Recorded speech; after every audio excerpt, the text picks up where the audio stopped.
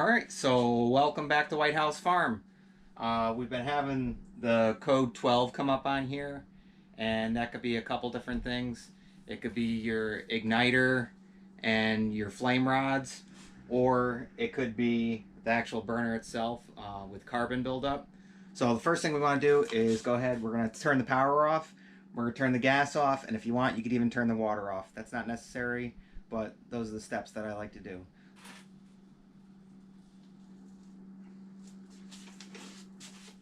Alright, so our power is disconnected.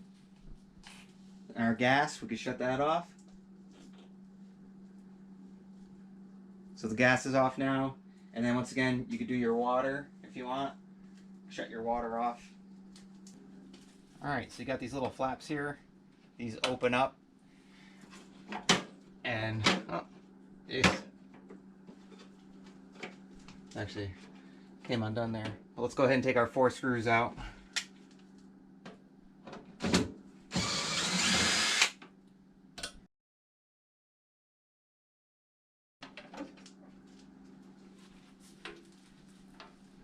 You can see there's some cobwebs and some junk in here. We can go ahead and vacuum all that out. So you'll see this is the igniter right here, and this is your flame rod. Some of the Rinnai Tankless Water Heaters still have 2 flame rods and 1 igniter, but basically the same setup. And you can also see some junk all through here. So this piece right here just lifts off. And we can go ahead and disconnect that right there. That just unplugs. And here's that fan that we replaced a couple years back.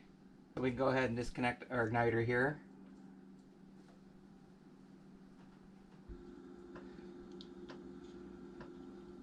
So there's our igniter.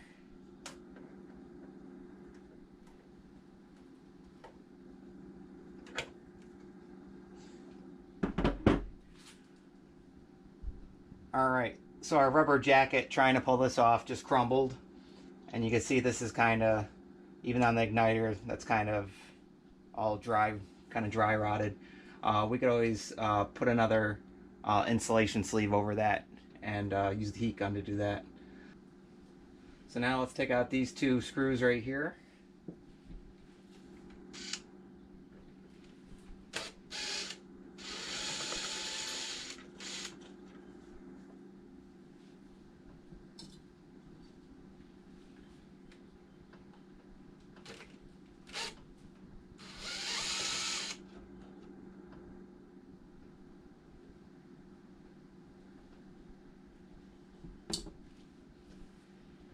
And now we can pull this out.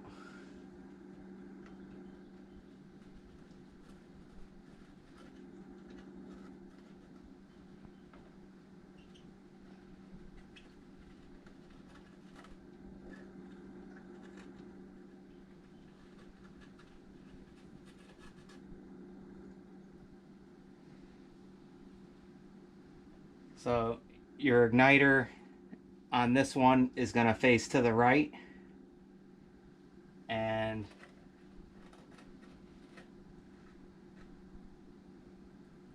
your flame rod is going to point down. And you can see the gasket on here is shot, and you could see these definitely have a lot of carbon buildup on them.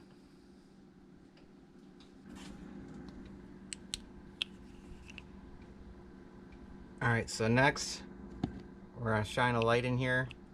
You also have your inspection port. You can see how there's a lot of carbon.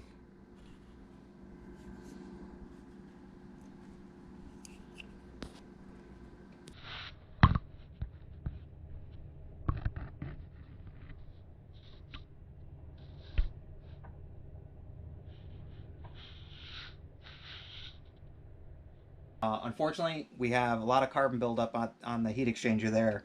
Alright, so we want to continue on with our cleaning. So we have to go ahead and take this orifice plate off. And you have 1, 2, 3, 4, 5, 6 screws here. And then these little ties that go around just to hold the wires. You just got to make sure that they're disconnected. So let's go ahead and remove these 6 screws, and then you have 3 down here. And you're also going to have to disconnect this. And that just pulls off just like that. And your brown wire is on the left there, your black is on the right.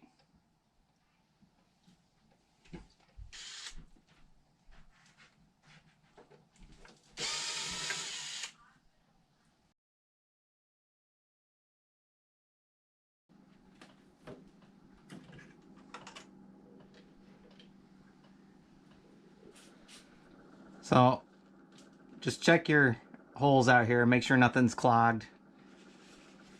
And you can get rid of any junk that might be behind here. We go ahead and remove this faceplate now.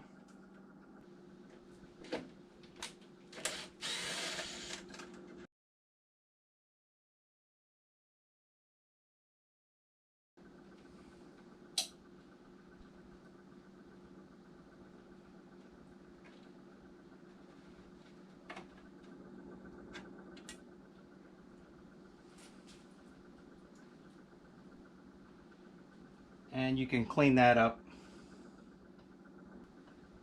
And this is like a high temperature gasket on here. If you need a new one, get a new one.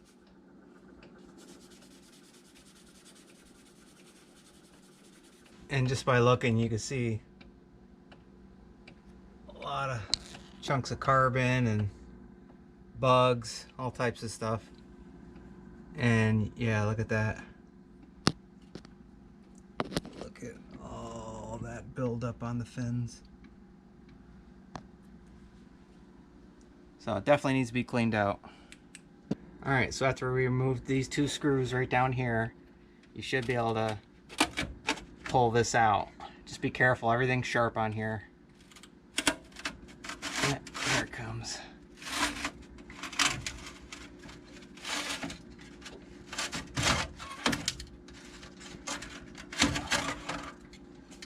Oh yeah.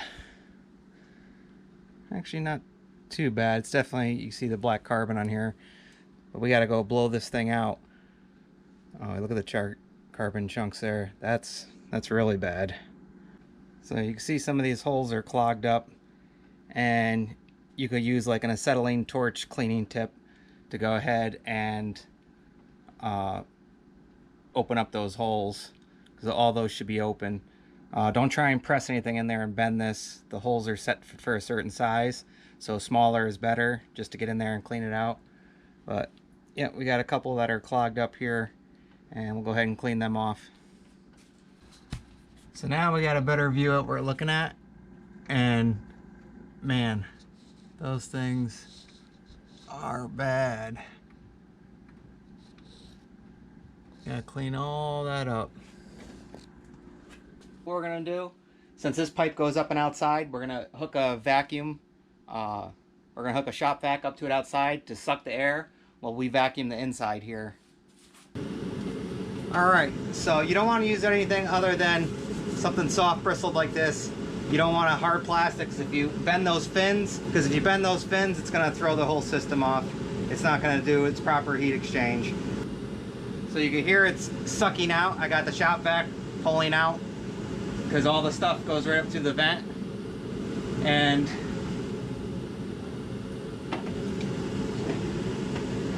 you want to make sure, because you don't want to be breathing this stuff in, you got proper eye protection and breathing apparatus. But we're going to turn this on, and we're going to start getting those fins. And remember, just don't use anything hard. You want to use soft bristles like this, and you just want to go back and forth, and then we're going to get some compressed air and shoot that through. And then we're going to repeat the process until we get those as clean as we can get them.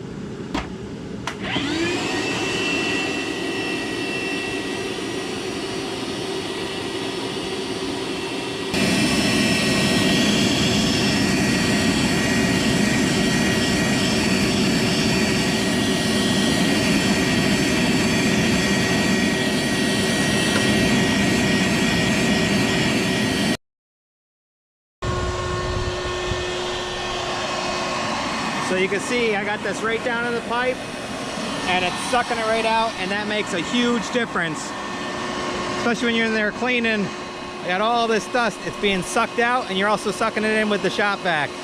So you got 2 shop vacs working, and mostly all the dust, because it's a stronger vacuum, is being sucked out this way, and then hopefully the rest are getting sucked up by the shop vac in there. All right, so we'll bring this outside, blow this out.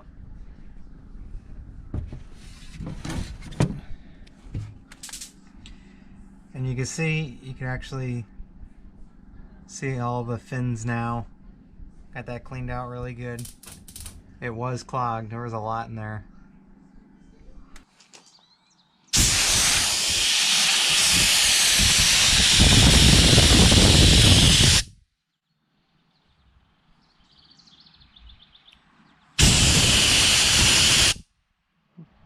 Blowing them right out.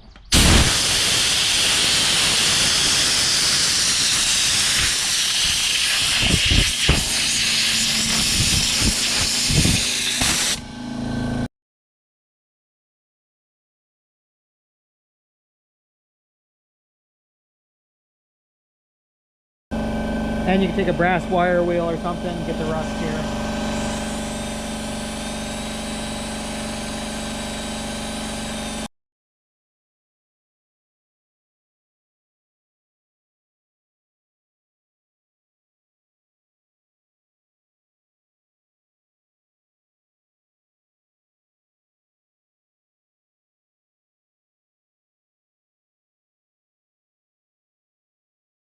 Alright, so now we can go ahead and put the burner rack back in.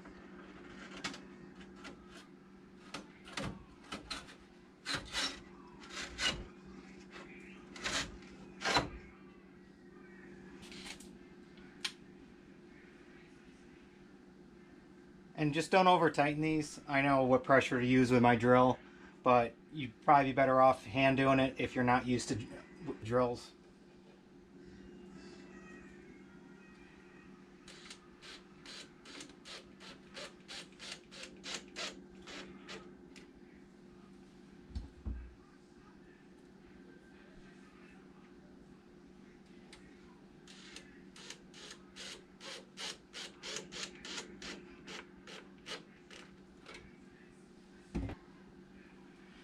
Okay, we can put our plate back on.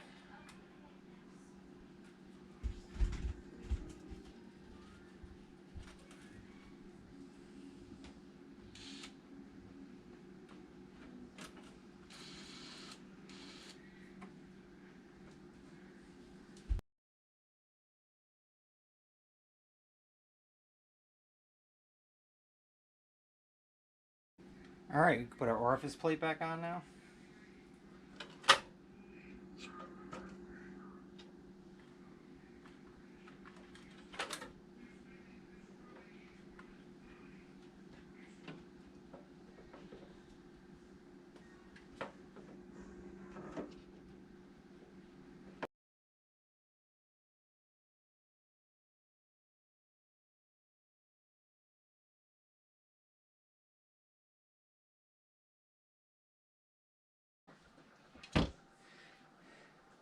And these are the big gold ones that go down here. There's 3 of them.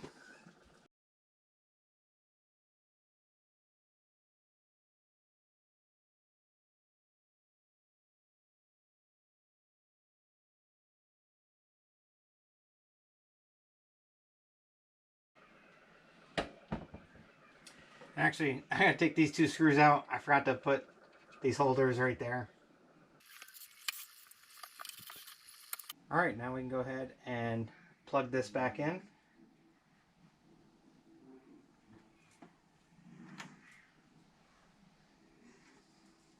And we got a new flame rod and gasket coming, but I'm just going to put this back in there for now.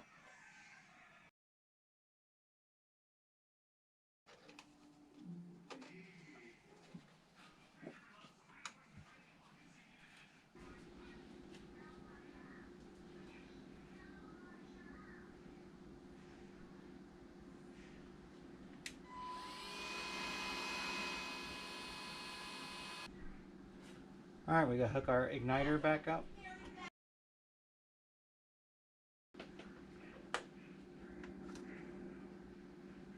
There we go. Alright, now we can put this back in.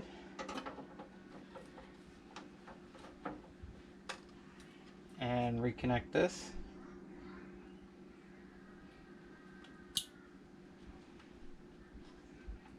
So before we put the cover back on, just double check everything, make sure you got all your screws in. Alright, let's go ahead and plug this in.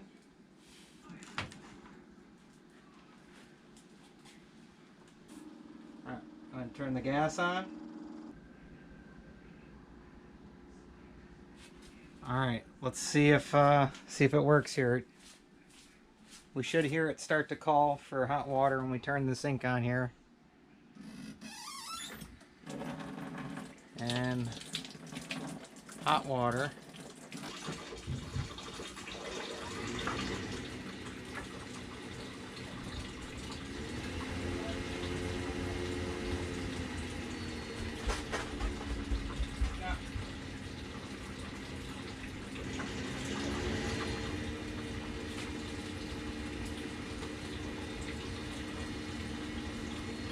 Alright, so it's running.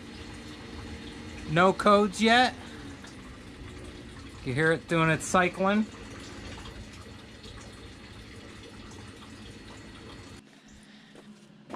And here we are outside, and that's blowing all the gases. And that's blowing all the gases and everything out. Alright, it's running, so we can go ahead and shut the water off. And it should shut off in a second here, as long as no one else has turned on the hot water anywhere in the house. And there we go, shut off. So now we go ahead and throw the cover back on.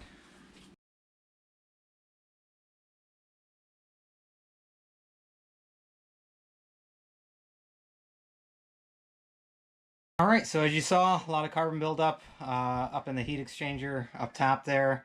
We really had to get in there to get it. And just be careful when you're doing it so you don't bend your fins. But as you saw, a lot of carbon. Got it all out of there. Got it all vacuumed up pretty good. And make sure to stick in a vacuum if you can on the outside to suck and pull the stuff out. Makes it a lot easier and you're not having stuff blowing back in through here. And also check your burner rack. You saw some carbon buildup on there. I was able to blow that out and it didn't look too bad, so we were lucky there, so we didn't have to replace that or anything. But we are going to be replacing the gasket, and we're going to go ahead and throw on a new igniter and flame rod with the seal anyways, just so we have new stuff on there going into the winter coming up. But we're all set here.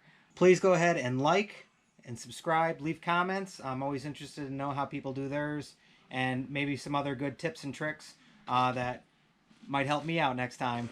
But hopefully this helps some of you out. And once again, we hope you like, enjoy, subscribe, and as usual, we'll see you in the next one. Bye, guys.